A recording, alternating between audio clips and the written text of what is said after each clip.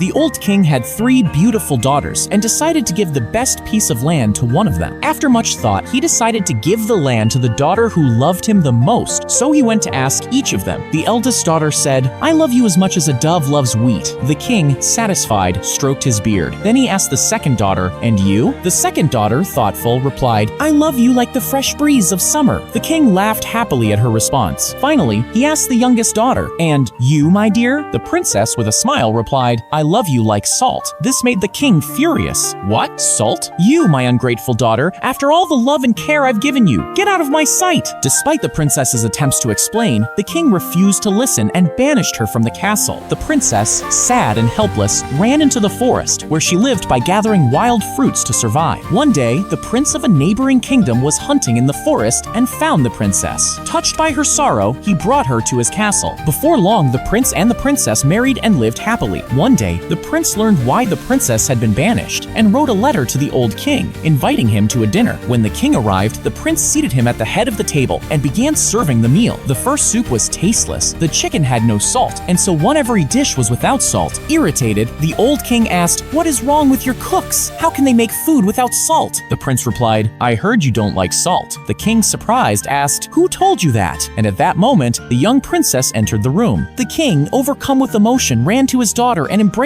her, crying tears of joy. He then gave her the best piece of land, finally recognizing her love. "And you, how would you express your love for your father?"